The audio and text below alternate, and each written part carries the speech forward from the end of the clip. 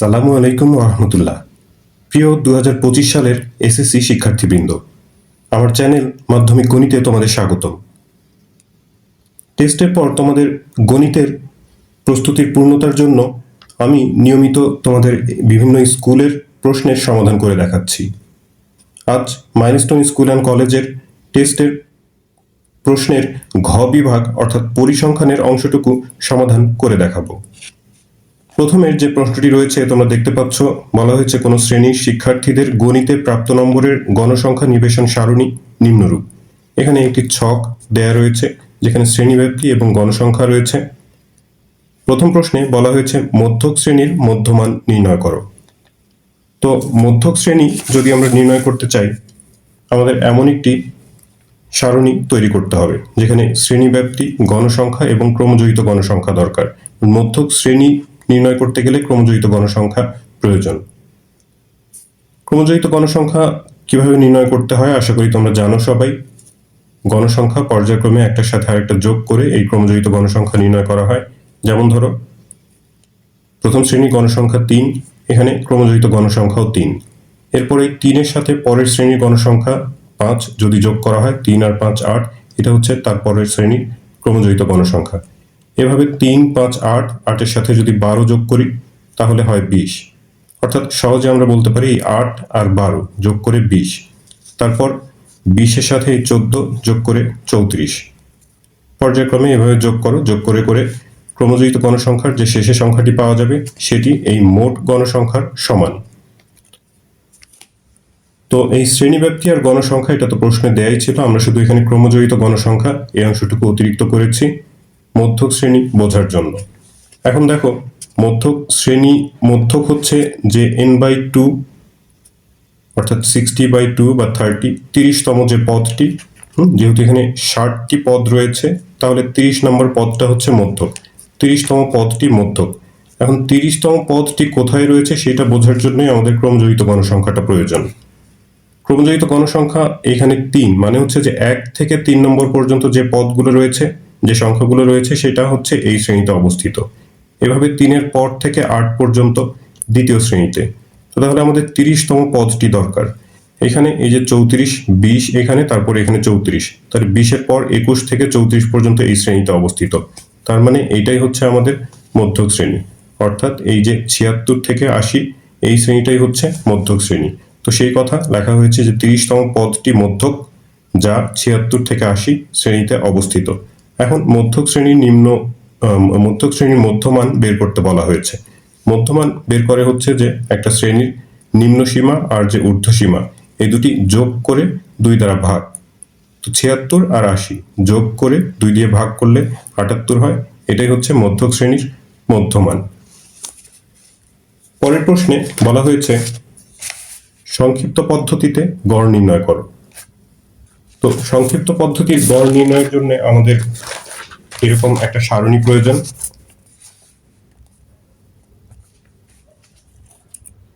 শ্রেণীব্যাপ্তি প্রশ্নে দেয়া আছে, মধ্যমান যেটাকে xi দিয়ে প্রকাশ করা হয়, গণসংখ্যা এটাও প্রশ্নে দেয়া, ধাপ বিচ্যুতি এটাকে ui দিয়ে প্রকাশ করা হয়, আর fi ui ধাপ বিচ্যুতি আর গণসংখ্যার গুণফল। মধ্যমান কিভাবে নির্ণয় করতে হয়, প্রত্যেক শ্রেণীর যে নিম্ন সীমা আর ঊর্ধ্ব সীমা আছে যোগ করে 2 দ্বারা ভাগ। আমরা ক নম্বর প্রশ্নে একটা শ্রেণীর মধ্যক শ্রেণীর মধ্যমান নির্ণয় করেছি, সে একইভাবে প্রত্যেকটা শ্রেণীর মধ্যমান নির্ণয় করতে হবে এখানে। তো সহজ উপায় হচ্ছে যে প্রথম শ্রেণীটা নির্ণয় করা হলো, এরপর শ্রেণী ব্যবধান কত, শ্রেণী ব্যবধান এখানে 61 থেকে 65, শ্রেণী ব্যবধান হচ্ছে 5। তো মধ্যমানের সাথে এখানে যে প্রথম শ্রেণীর মধ্যমানটা নির্ণয় করা হয়েছে তার সাথে 5 5 করে যোগ করলে পরবর্তী শ্রেণীর মধ্যমানগুলো পাওয়া যাবে। 63, তার সাথে 5 যোগ করে হচ্ছে 68, আরো 5 যোগ করলে 73, এভাবে 78, 83, 88, 93 এবং 98। এরপর সংক্ষিপ্ত পদ্ধতিতে গড় নির্ণয় করতে গেলে যে সূত্রটা, গড় এর সূত্র হচ্ছে a plus summation of fi ui divided by n into h। এখানে এই a দিয়ে অনুমিত গড় বা আনুমানিক গড় বোঝানো হয়। এই এটা হচ্ছে যে মধ্যমান রয়েছে, মধ্যমানগুলোর মধ্যে থেকে কোনো একটা শ্রেণীর মধ্যমানকে আমাদের এই অনুমিত গড় ধরে নিতে হয়। তো সেটি মাঝখানের যে শ্রেণী আছে সেই শ্রেণী থেকে ধরতে হয়। এখানে 1 2 3 4 5 6 7 8 আটটা শ্রেণী। আটটা শ্রেণী হলে মাঝখানে এখানে দুইটা শ্রেণী আছে, একটা হচ্ছে এই যে একটা শ্রেণীর মধ্যমান 78 আর একটা হচ্ছে 83। তাহলে এখন প্রশ্ন হলো যে কোনটা ধরবো, কোনটাকে আমরা অনুমিত গড় বা আনুমানিক গড় এ ধরবো। তো সেই ক্ষেত্রে এরকম যদি জোড় সংখ্যক শ্রেণী হয় তখন মাঝখানে যে দুইটা শ্রেণী আছে সেই দুইটা শ্রেণীর মধ্যে যেটার গণসংখ্যা বেশি সেটার মধ্যমানকে এ অর্থাৎ আনুমানিক গড় ধরে নিতে হয়। আর যে শ্রেণীতে আনুমানিক গড় ধরা হয় সেই শ্রেণীর ধাপ বিচ্যুতি সবসময় শূন্য হয়। ধাপ বিচ্যুতি নির্ণয়ের একটা সূত্র আছে, তো সেই সূত্র দিয়ে হিসাব করে সময় নষ্ট করার কোনো প্রয়োজন নেই। সহজ হিসাব, যে শ্রেণীতে এ ধরা হয়েছে সেই শ্রেণীতে ধাপ বিচ্যুতি শূন্য, এরপর ক্রমান্বয়ে উপরের দিকে -1 -2 -3 এইভাবে করে যদি উপরে আরও শ্রেণী থাকে আরও এইভাবে সিরিয়ালি ঋণাত্মক সংখ্যা বাড়বে, আর নিচের দিকে 1 2 3 4 এভাবে চলতে থাকবে। খুব সহজ হিসাব, প্রত্যেকটা অঙ্কের জন্যই এই একই হিসাব। আর এরপরে fi ইন্টু ইউআই অর্থাৎ গণসংখ্যা আর ধাপ বিচ্যুতির গুণফল, এদিকে 3 আর 3 গুণ করলে 9 হয়, মাইনাস আছে এখানে সামনে, 3 3 9 -9। একইভাবে 5 2 10 -10, 12 অক্ষে 12, 14 এর সাথে 0 গুণ করে 0, 10 অক্ষে 10, 9 2 18, 3 5 15 আর 4 2 8। এরপর এই fi ইউআই এর যে সংখ্যাগুলো পাওয়া গেল সেগুলো সবগুলো যোগ করে সামেশন অফ fi ইউআই বের করা হলো, এর মান হচ্ছে 20। আর এদিকে মোট গণসংখ্যা ছিল 60, n = 60। এখন গড়ের যে সূত্রটা একটু আগে দেখালাম, সূত্রটা মুখস্থ করতে হবে তোমাদের। a plus summation of fi u i divided by n into h। মান বসাও, a মানে হচ্ছে 78, সামেশন অফ fi ইউআই এর মান আমরা এই সারণী থেকে পাই 20, n হচ্ছে 60 ইন্টু h মানে হচ্ছে শ্রেণী ব্যবধান, হাতে গুণে তোমরা হিসাব করবে প্রত্যেকটা শ্রেণীতে 61 থেকে 65, 61 62 63 64 65 5 এভাবে হাতে গুণে হিসাব করবা। শ্রেণী ব্যবধান হচ্ছে 5, h এর মান 5। তাহলে এই অংশটুকু হিসাব করে 1.67 হয়, তার সাথে 78 যোগ করে 79.67, এই হচ্ছে গড়। ইচ্ছা করলে একবারই তোমরা এটা হিসাব করে 79.67 লিখতে পারো। সংক্ষিপ্ত পদ্ধতিতে গড় নির্ণয়ের পর গ নম্বর প্রশ্নে বলা হয়েছে বর্ণনা সহ প্রদত্ত উপাত্তের গণসংখ্যা বহুভুজ আঁকতে। তো গণসংখ্যা বহুভুজ আঁকার জন্য আমাদের x অক্ষ বরাবর প্রয়োজন শ্রেণীর মধ্যমান, আর y অক্ষে প্রয়োজন হচ্ছে গণসংখ্যা। তো যেহেতু সারণীতে আমাদের মধ্যমান গণসংখ্যা দুটোই ছিল, তো এখানে অতিরিক্ত কোনো সারণীর প্রয়োজন নাই। এই যে মধ্যমান xi আর গণসংখ্যা fi, এই দুটি আমাদের খ নম্বর সারণীতে ছিল। তো যদি না থাকতো তো সেক্ষেত্রে আমাদের এখানে আরেকটি সারণী তৈরি করে নিতে হতো, তো এখানে সেটি প্রয়োজন হচ্ছে না। তো এখন দেখো x অক্ষ এবং y অক্ষ। x অক্ষে আমাদের যে শ্রেণী ব্যাপ্তি দেয়া ছিল 61 থেকে 65, 66 থেকে 70, এইভাবে যে শ্রেণী ব্যাপ্তিগুলো দেয়া ছিল সেই, দুঃখিত, এখানে যে মধ্যমানগুলো আমরা নির্ণয় করেছিলাম 63 68 73, এইগুলো, এই মধ্যমানগুলো হচ্ছে x অক্ষে বসাবো। গণসংখ্যা বহুভুজ x অক্ষে মধ্যমান আর y অক্ষে গণসংখ্যা পরিমাপ করতে হয়। তো এখানে 63 থেকে আমরা এখানে প্রথমে 63-র আগের যদি একটা শ্রেণী থাকতো তাহলে সেটার মধ্যমান হতো 58, সে 58 থেকে শুরু করেছি প্রথম বিন্দুটা x অক্ষের সাথে সংযুক্ত করার জন্য। একইভাবে এখানে সর্বশেষ 98 মধ্যবিন্দু রয়েছে, পরবর্তী যদি একটা শ্রেণী থাকতো সেটার মধ্যমান বা মধ্যবিন্দু 103 হতো, সেই 103 এখানে অতিরিক্ত নেওয়া হয়েছে এই বিন্দুটাকে এখানে যুক্ত করার জন্য।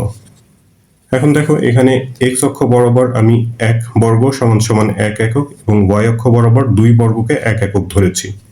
তোমরা তোমাদের সুবিধা মতো একক নির্ধারণ করতে পারো। গ্রাফ পেপার পরীক্ষায় সাধারণত এরকম অর্ধেক পেজের একটা গ্রাফ পেপার দেওয়া হয়, তো সেই গ্রাফ পেপার কতটুকু আছে এবং তোমার কত বড় সংখ্যা গ্রাফ পেপারে প্রদর্শন করতে হবে, দেখাতে হবে, তার উপর নির্ভর করে তোমরা একক নির্ধারণ করবে। এখানে এক্স অক্ষে আমাদের এক একটা শ্রেণীতে, মানে একটা শ্রেণীর মধ্যবিন্দু থেকে আরেকটা শ্রেণীর মধ্যবিন্দু পর্যন্ত 5 করে ব্যবধান ছিল। তো আমরা এখানে মানে এক ঘরকে এক একক করে নেওয়া হয়েছে। তাহলে এই যে 5 ঘরে এক একটা শ্রেণীর, এইভাবে করে ওয়াই অক্ষে হচ্ছে প্রতি 2 বর্গ সমান সমান 1 একক ধরা হয়েছে। তাহলে এই যে এখান থেকে 4 বর্গতে 2 একক হয়, 2 বর্গতে 1 একক, তারপরে আরো 2 বর্গতে আরো 1 একক। এইভাবে করে এখানে সবগুলো মান লেখা হয়নি, কারণ লিখতে গেলে বেশি হিজিবিজি হয়ে যায়।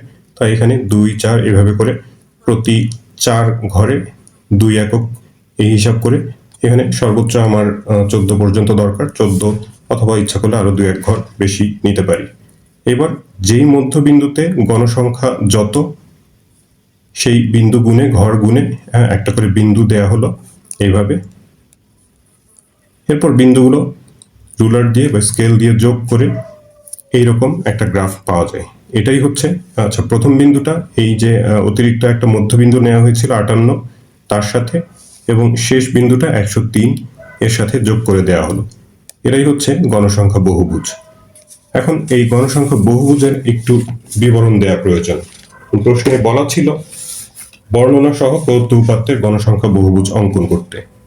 তো তোমরা অনেকেই এই বর্ণনাটুকু দিতে চাও না, তবে বর্ণনাটা কঠিন কিছু না।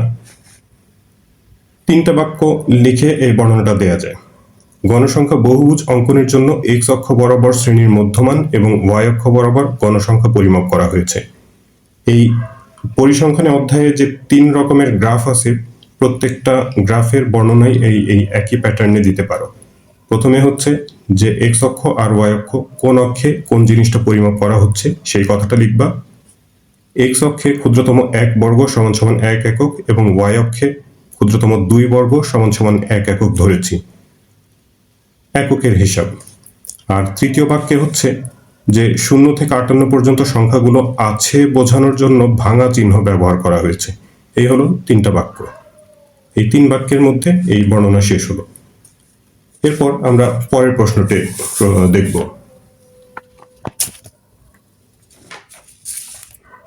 11 নম্বর প্রশ্নে বলা হয়েছে 30 জন শিক্ষার্থীর বার্ষিক পরীক্ষার প্রাপ্ত নম্বর। 30টা নাম্বার এখানে দেয়া আছে। প্রথম প্রশ্নে আরো কতগুলো সংখ্যা এখানে দেয়া আছে, বলা হয়েছে সংখ্যাগুলোর গড় নির্ণয় করো। তো ক নম্বর প্রশ্ন, সাধারণভাবে এটার গড় নির্ণয় করব আমরা।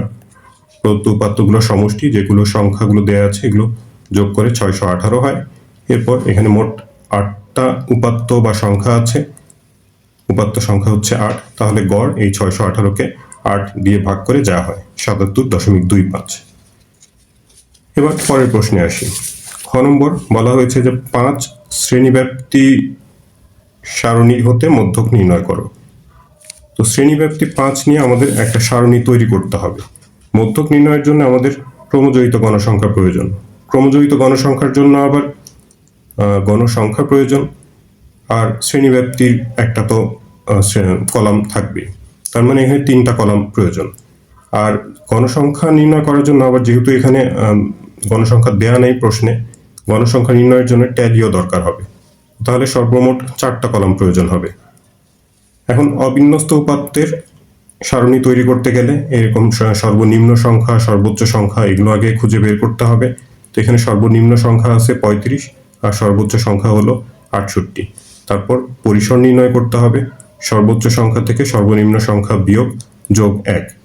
অনেক সময় ছোট প্রশ্নে পরিসর নির্ণয়ের এই সূত্রটা প্রয়োজন হয়, এটা বড় প্রশ্ন, তাই এখানে আমি সূত্র লিখে দেখাইনি, সরাসরি মান লিখেছি। তো এটি হিসাব করে 34 হয়, অর্থাৎ পরিসর হচ্ছে 34। এখন প্রশ্নের শ্রেণীব্যাপ্তি কত নিতে হবে তা বলা নাই, তো এক্ষেত্রে আমি 5 নিয়েছি। ইচ্ছা করলে 10 নিলে খুব ছোট হয়ে যায়, অর্থাৎ সারণীটা খুব বেশি বড় হয় না। 5 নিলে মোটামুটি এখানে যে 7টা শ্রেণী হয়, এ কারণে 5 নেওয়া হয়েছে। এটা তোমরা সুবিধা মতো নিতে পারো, ইচ্ছা করলে 10ও নিতে পারো এখানে, বা মধ্যবর্তী যে কোনো একটা সংখ্যা 6, 7 এরকমও নিতে পারো, তাতেও কোনো সমস্যা নেই। তো তো শ্রেণীব্যাপ্তি 5 নিলে এই যে পরিসর ছিল 34, 34কে শ্রেণীব্যাপ্তি 5 দিয়ে যদি ভাগ করা হয় তাহলে শ্রেণী সংখ্যা কয়টা হবে সেটা পাওয়া যাবে। তো এটা ভাগ করলে 6.8 হয়। তো শ্রেণী সংখ্যা তো আর এরকম ভগ্নাংশ হয় না। তো যার কারণে হচ্ছে যে পরবর্তী যে পূর্ণ সংখ্যা আছে সেই পূর্ণ সংখ্যাটা নিতে হয়, অর্থাৎ শ্রেণী সংখ্যা হবে হচ্ছে 7টা। এখন 6.8 আর 7 যেহেতু সমান না, তাই এখানে সমান চিহ্ন না দিয়ে এমন একটা ঢেউ ঢেউ ঢেউ এরকম একটা চিহ্ন দেওয়া হয়েছে, এর মানে হচ্ছে প্রায় সমান। তো শ্রেণীব্যাপ্তি সবচেয়ে ছোট যে সংখ্যা ছিল 35 থেকে শুরু করা হয়েছে 5 ব্যবধান নিয়ে, 35 থেকে 39, তারপর 40 থেকে 44, এইভাবে করে এক একটা শ্রেণী 7টা শ্রেণী শেষে 69 গিয়ে শেষ হয়। এরপর প্রশ্নে যে উপাত্তগুলো দেয়া আছে সেই উপাত্তগুলো একটা করে উপাত্ত দেখে তোমরা যেই শ্রেণীতে অবস্থিত সেই অনুযায়ী এখানে ট্যালি দিবে। ট্যালির সংখ্যাগুলো এখানে গণসংখ্যা আকারে লিখো। 2, 2, 5, 3, 5, 7, 6 সংখ্যাগুলো একটু গণসংখ্যা যোগ করে দেখা যাচ্ছে 30। প্রশ্নে 30টা সংখ্যা বা 30 জন শিক্ষার্থীর গণিতের নম্বরের কথা বলা হয়েছিল, তার মানে আমরা এখানে যে ট্যালিগুলো নিয়েছি সেগুলো সংখ্যা ঠিকই আছে। আর ক্রমজয়িত গণসংখ্যা আমি 10 নম্বর প্রশ্নে বলেছিলাম যে গণসংখ্যাগুলো ক্রমান্বয়ে যোগ করলেই ক্রমজয়িত গণসংখ্যা পাওয়া যায়।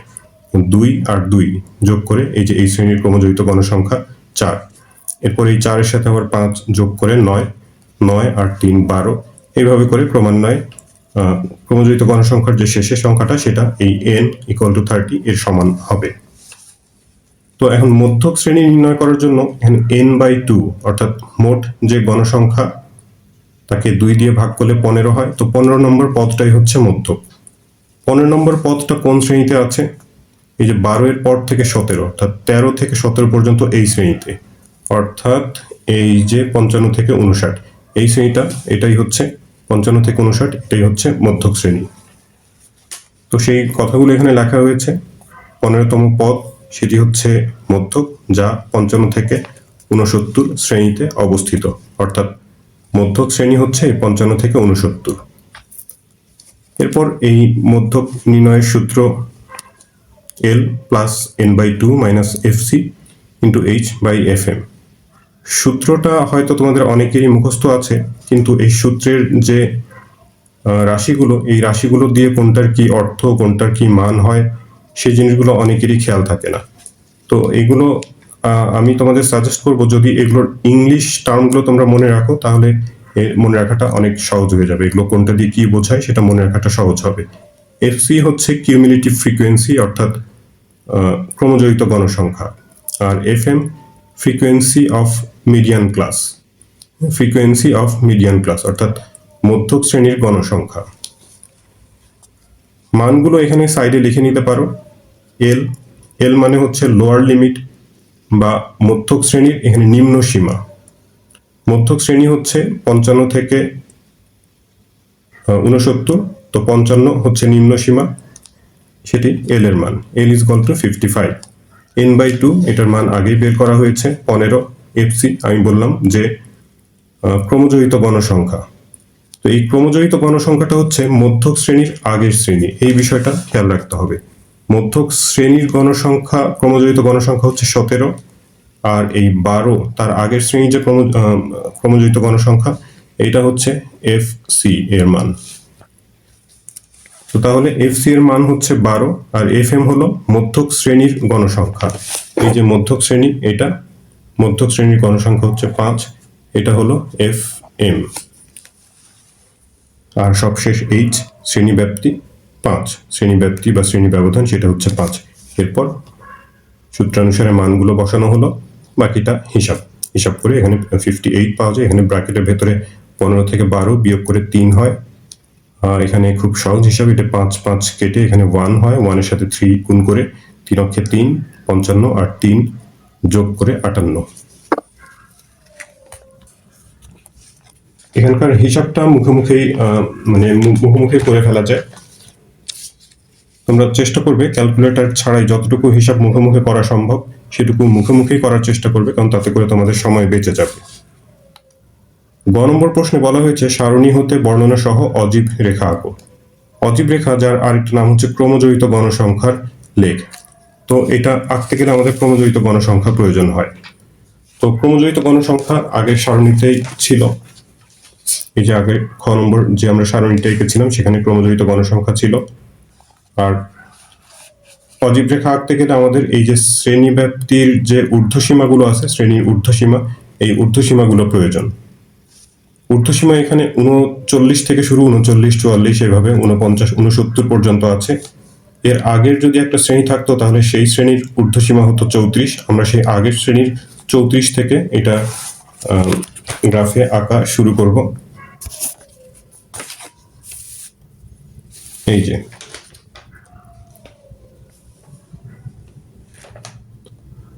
এক্স অক্ষে হচ্ছে শ্রেণীর ঊর্ধ্বসীমা আর ওয়াই অক্ষে ক্রমজয়িত গণসংখ্যা। শ্রেণীর ঊর্ধ্বসীমা যেমনটা বলেছিলাম 34 থেকে শুরু করলাম সর্বোচ্চ 69 পর্যন্ত। এক্স অক্ষে ক্ষুদ্রতম এক বর্গকেই 1 একক আর ওয়াই অক্ষে ক্ষুদ্রতম এক বর্গকে 1 একক ধরা হয়েছে। গণসংখ্যা সর্বোচ্চ 30 রয়েছে, তাই এখানে 30 পর্যন্ত যেন জায়গা হয় সেই বিষয়টা তোমাদের নিশ্চিত করতে হবে। ক্রমজয়িত গণসংখ্যা অনেক সময় অনেক বেশি হয়, তো সেই ক্ষেত্রে এখানে গ্রাফে জায়গা নাও হতে পারে, সেই ক্ষেত্রে আমরা এক ঘরকে একাধিক একক ধরে নিই। এখানে তেমনটা প্রয়োজন হয়নি, এক ঘরকে এক এককই ধরা হয়েছে। 0 থেকে 34 পর্যন্ত সংখ্যাগুলো আছে বোঝানোর জন্য এখানে ভাঙা চিহ্ন ব্যবহার করা হয়েছে। এক্স অক্ষে যে শ্রেণীর ঊর্ধ্বসীমা এই কথাটুকু লিখে দিবে। এদিকে ওয়াই অক্ষের বেলাতেও একই কথা, ক্রমজয়িত গণসংখ্যা ধরা হয়েছে, সেটা এমন করে একটা চিহ্ন দিয়ে, তীর চিহ্ন দিয়ে লিখে দিলে ভালো হয়। এরপর শ্রেণীর যে ঊর্ধ্বসীমাগুলো এক্স অক্ষে নেওয়া হয়েছে সেই ঊর্ধ্বসীমায় ক্রমজয়িত গণসংখ্যা চিহ্নিত করে এক একটা বিন্দু দেওয়া হয়েছে। যেই শ্রেণীর ঊর্ধ্বসীমায় সেই শ্রেণীতে যে ক্রমজয়িত গণসংখ্যা আছে সেই ক্রমজয়িত গণসংখ্যা অনুযায়ী এদিকে যে সাংখ্যিক মান সেই মান খেয়াল করে একটা একটা করে বিন্দু দেওয়া হলো। এরপর এই বিন্দুগুলো একটার সাথে আরেকটা এইভাবে হাত দিয়ে সাবলীলভাবে, খেয়াল রাখবা যে ক্রমজয়িত গণসংখ্যার যে গ্রাফটা অর্থাৎ অজীব রেখা সেটা কিন্তু হাত দিয়ে যোগ করতে হবে। হাত দিয়ে বলতে এখানে স্কেল বা রুলার ব্যবহার করা যাবে না, এটি হাত দিয়ে সাবলীলভাবে একটা বিন্দুর সাথে আরেকটা বিন্দু যোগ করবা। তো এই ক্ষেত্রে যদি একটু বাঁকা হয় তাতেও কিছু সমস্যা নেই। আর যে প্রথম বিন্দুটা সেটা যে অতিরিক্ত একটা ঊর্ধ্বসীমা নেওয়া হয়েছিল তার সাথে এভাবে যোগ করে দেওয়া হলো। এই হচ্ছে ক্রমজয়িত গণসংখ্যার গ্রাফ বা অজীব রেখা। বন্ধুরা, আমার আজকের পর্বটি এখানেই শেষ করছি। তোমরা সবাই ভালো থাকবে। আল্লাহ হাফেজ।